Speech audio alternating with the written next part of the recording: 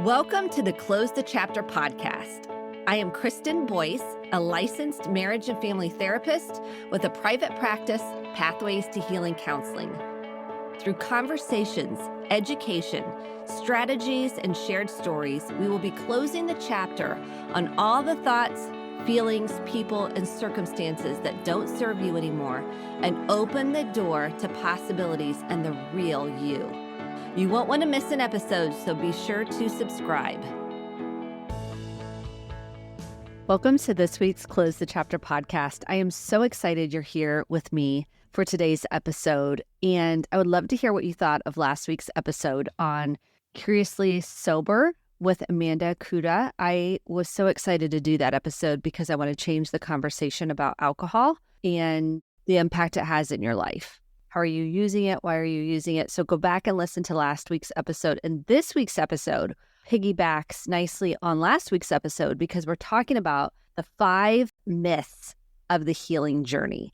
And these are things I don't think we're talking too much about. So I am hopeful that this will speak to you somehow, that you will get some important pointers, if you will, tips, and debunk some of the shame you might be carrying around as it relates to you going through a healing journey. So before we jump into that, be sure to grab the journal. It's free. I recommend it to everyone. I use it with clients. You can get it at kristendboyce.com/free resources. It'll be sent straight to your inbox along with helpful information that can hopefully lead you to freedom that you're seeking in your life, whether it's working on yourself, feeling better about who you are, reducing the shame, improving your relationships. So be sure to grab the journal and you can start using it today. So let's jump in to the 5 myths along your healing journey.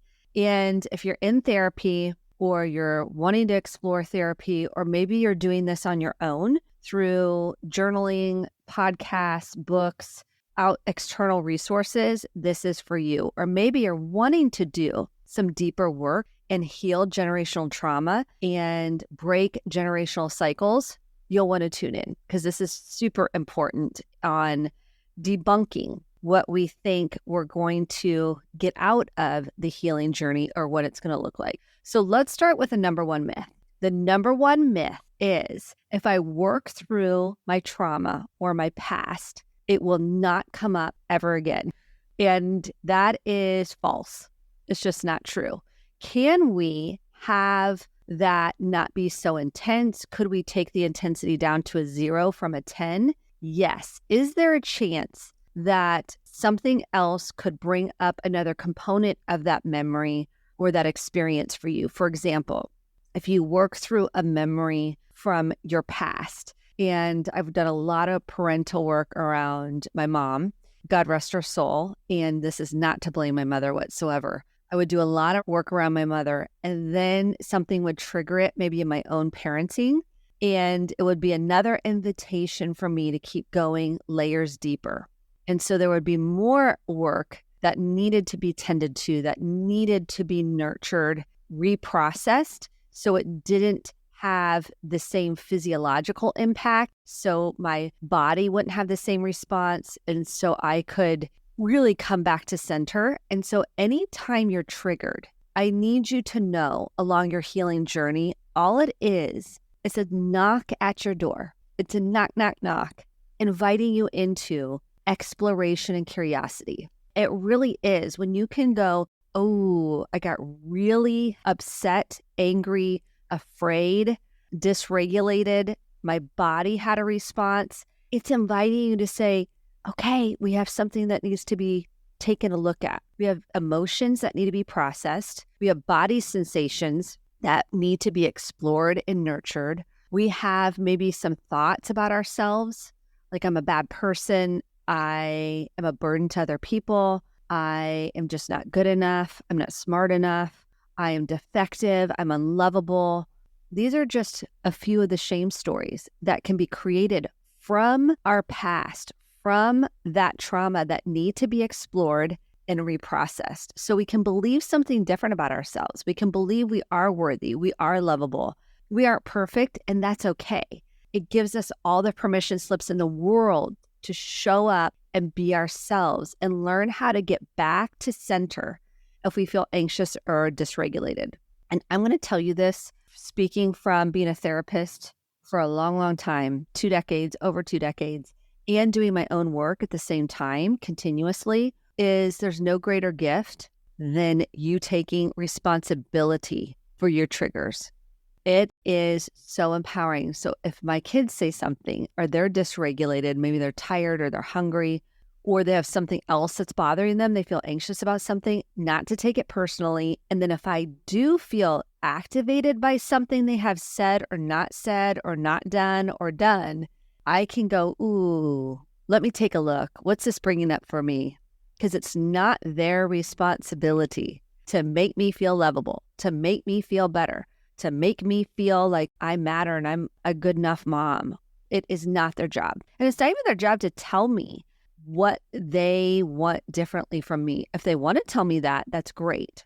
What is my job is to do my own work, is to take that information that I was triggered by whatever it is. It doesn't have to be your kids. It could be something at work. It could be a friend, or maybe you didn't get invited to something, or maybe a friend isn't responding to your text message and that's triggering you.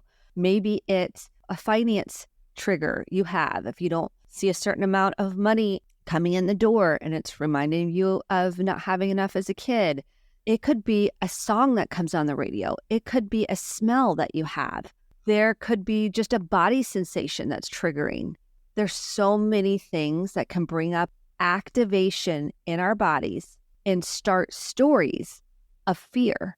What ifs? It could go, what if they don't love me? What if I repeat a pattern? The what ifs is anxiety.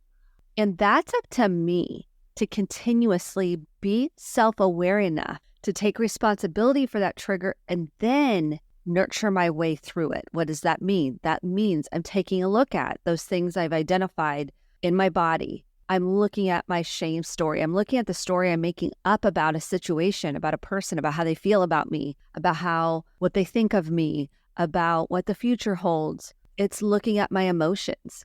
Am I angry, sad, disgusted, afraid? Am I excited? Joy? Am I foreboding joy? Those are all things that are so important to explore.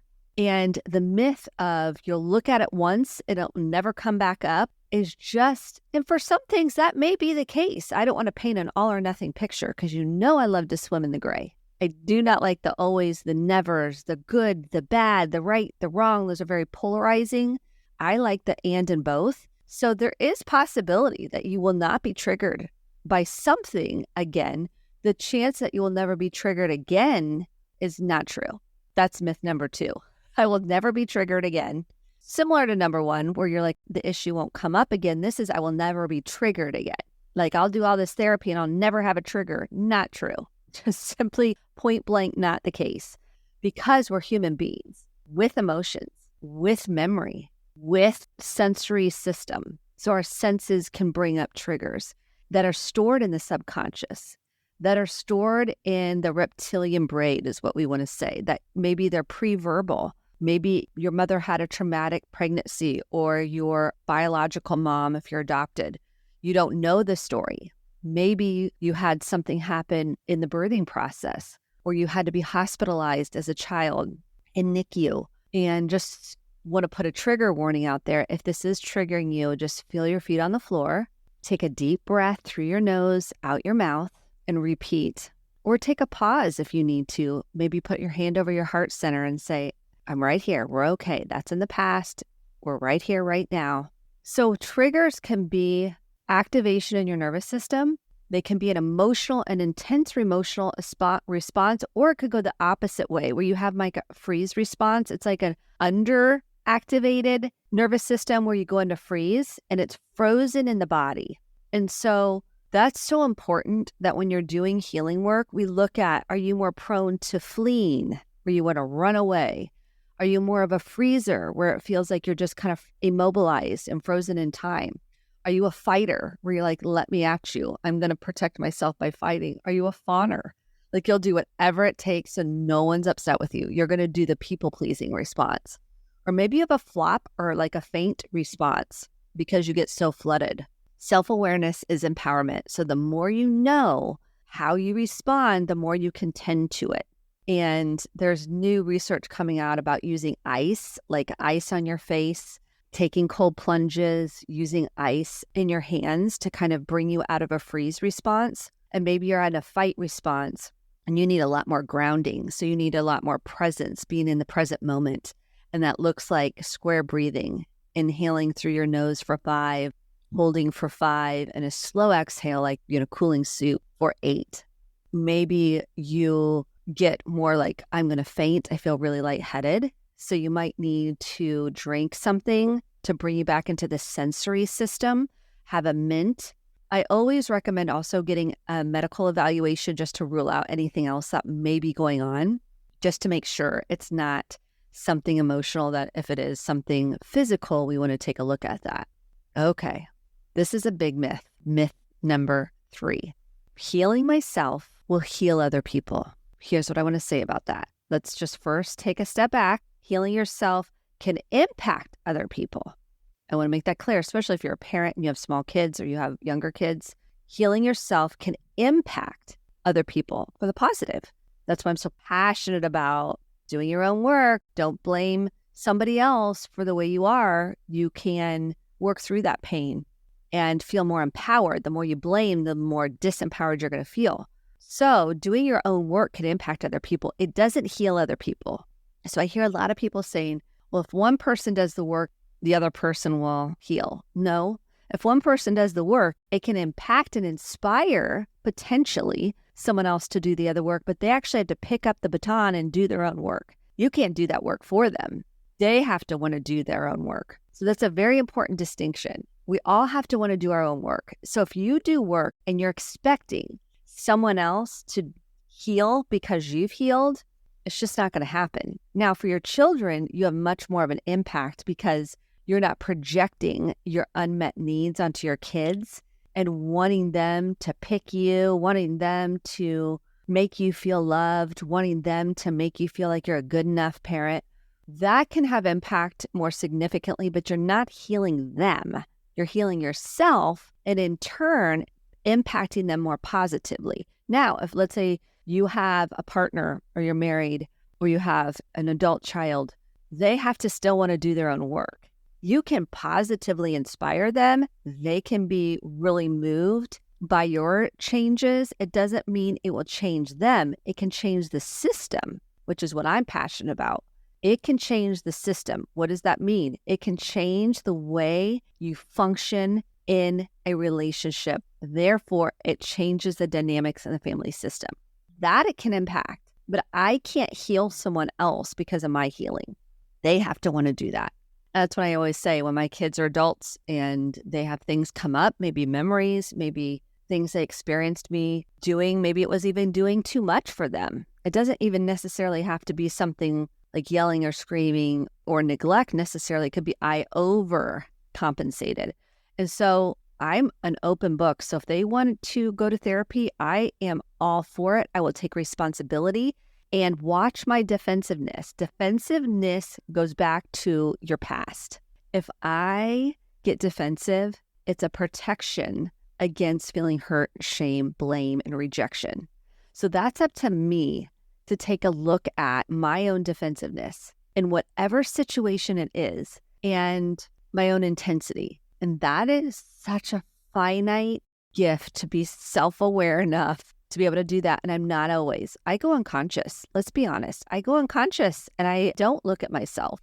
And I feel so much better when I do. I feel so much better when I take a look at my own triggers and exploring my contribution. Now, not over-owning things. That's not what I'm saying. Owning my own defensiveness is essential to your healing journey. It's essential. So if you're going to go in and blame everybody for, not everybody, but blame your parents, blame your partner, blame your kids, blame your neighbor, blame your friends, you're not going to get very far in your healing journey. That's why a very good therapist will offer empathy and then bring it back to you, because that's how we heal it, is focusing on you. We can't change your parents. We can't change your partner. We can't change your kids. We can only work on healing what lies within. And so we spend a lot of time going back to, let's explore what's in it inside you that wants to get super defensive. Now, there's a difference between boundaries, what's okay and what's not okay, and defensiveness. Defensiveness, I'm getting very intense. A boundary is like, this isn't okay, and if this continues, I'm going to go ahead and walk away, and I'll come back when things are calmer. Or a boundary is saying what's okay and what's not okay for you in a healthy, centered way. We're not talking about domestic violence. We're not talking about abuse. That's not this conversation. We are talking about doing your own healing work and looking at your own defensiveness. So that's imperative in your healing journey. Okay, this leads me to point number 4, that the fourth myth of your healing journey is that you will not have to go explore your past, and you will not have to talk about your family system or how you grew up or your childhood. I'm going to tell you, if you do not explore your past, and this is not to bring up shame, or your family system in your childhood, you will be missing a huge component to the healing journey. I just am a firm believer in inner child work. And so we can't skip over inner child work, which means I need to hold space for what I didn't get as a child.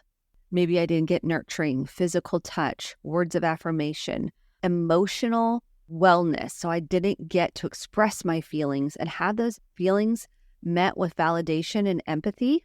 Maybe I didn't get any time with my parent, or I had to be the parentified child. So I had to make sure everybody was okay. I had to babysit all my siblings. I had to make sure mom was okay emotionally. I had to make sure dad wasn't out of control. I was a mediator. I was the emotional support, if you will, for one or both of my parents.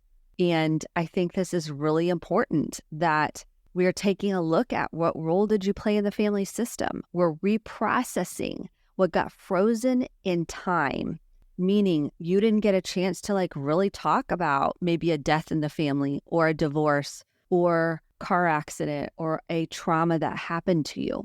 And so your body's kind of frozen in time, which causes you to feel triggered, and you're not really sure why sometimes. Why did I have that intense response? It's because you have things frozen in time that you don't even know are there, that are impacting you. And that's why a good trauma therapist can help you walk through the healing journey. So we can't skip over that. And I recommend doing a timeline, if you're able to, of memories that were the most impactful, both positive and not so positive memories that you have, that might be, some things might be stuck in time. You didn't get to process the emotions. You didn't get to talk about what that was really like for you, what stories that you have in your head about that. How does that impact you now? And how do you feel about yourself? And then how does it impact you relationally? Maybe as a parent, as a grandparent, as a spouse, as a friend, as a coworker, as a business owner. How has that impacted you? It's essential exploration. What was your relationship like with your mother? What was your relationship like with your father? How do you describe each of them? How are you like them? How are you not like them? And we think we're not going to repeat patterns. I'm just going to be honest. And then we think we're going to swing the pendulum and not be like that parent. But neither one are going to be healthy. If you swing a pendulum, I'm going, uh-oh, we've got to really look at, why are you overcompensating? Why are you doing too much? Why are you fixing and rescuing? Why are you jumping in to save and enable? We've got to look at that. Or why are you just kind of shut down and stonewalling and withdrawing or avoiding? But why are you getting overreactive and storytelling about how you think they don't care about you, they don't love you, they don't want anything to do with you? We have to dive into the past because it does impact the present. And that's why I love EMDR, eye movement desensitization and reprocessing, EMDR, brain spotting. I like somatic experiencing. There's internal family systems. There's lots of trauma modalities that are helpful in you working through your triggers, your patterns, and your cycles, and your moods. So the myth that you're not going to have to go back and explore the past, or you're going to pick a therapist that you don't have to do that with, I'm going to tell you it's going to be a temporary healing. Temporary. It's going to come back up because you're not going to have the self-awareness to understand why it's coming back up. You're not going to have the puzzle pieces to connect the dots and move through it and get to the other side of it. And that's the beauty about doing deeper work is when you are going to be triggered, you are defensive, you do have activation in your body, and you're going back into old protective patterns like I'm going to avoid, I'm going to drink, I'm going to numb, I'm going to criticize, blame, judge, triangulate someone else into the picture, like pull a third party in. I'm going to gossip. I'm going to shut down. I'm going to stonewall. I mean, there's many ways we try to protect ourselves. I'm just listing a tiny fraction of them. If you don't have a self-awareness enough to know why you're doing that, you're not going to be able to really, it's going to be challenging to get underneath it. Now, this isn't to say you don't have to relive a traumatic memory. That's the beautiful part of these modalities. You don't have to relive it. We're working through it and releasing it from the nervous system so you can access your authentic self. You're no longer frozen in time. It's no longer trapped inside your body. It's the freedom you're looking for in your life. So that's another myth when it comes to the healing process. And here's myth number 5. And this is the biggest myth that's out there. The answers are outside of you. That's the biggest myth, that the answers are outside of you. Someone's going to give you the answer. And I will tell you the greatest gift I get to witness, because I'm not doing anything for the client. The client has the answers lie within. Here's the truth. You have the answers lie within you. They lie within you. They do not lie outside of you. They are in you. We just have to clear the clutter. We have to clear the debris. We have to get unfrozen. We have to kind of clear through the defense mechanisms, clear through the protective parts, clear through ways you've tried to not feel and deal and really try to avoid and shut down or numb, suppress, or manage so we can get to the authentic self. We can get to who you really are. And you don't have to be bound up in what do people think of me and what if they don't like me and what if they are going to reject or abandon me. It's the freedom that you say, I'm okay. I can get through this. I can handle this. You start really caring and nurturing yourself. You're giving that inner child inside what you didn't get. You're expanding. You are learning how to cope with hard feelings that you don't really like, but you can tolerate. Your window of tolerance increases. That's because you've decided to face the pain. You've decided that you're going to work through those triggers and those defense mechanisms. You're not going to shut down. You're going to work on the ways that you've handled it in the past to come up with new patterns. You're going to face the pain of the past so you can live more fully in the present. So the answers lie within you. They are not outside of you. I promise you, there's no expert that's going to give you the answer. They're going to direct you inwardly, hold the space to reprocess what didn't get reprocessed, and help you find your own truth and your own answers. That's the sign that you are in a healthy relationship. The therapist isn't fixed, rescuing, or saving you from anything.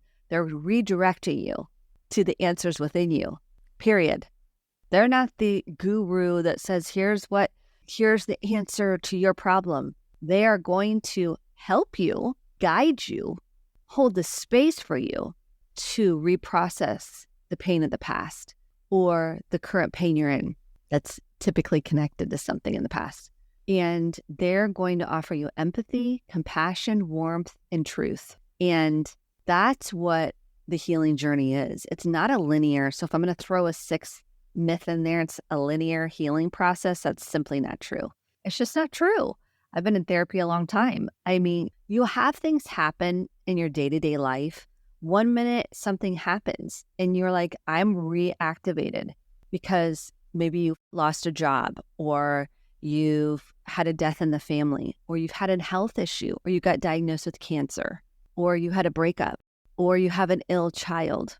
There's so many things. Or maybe something happened with your house. Could be a number of different things that can trigger fear. It can trigger childhood stuff. It can trigger grief, loss, emotional pain.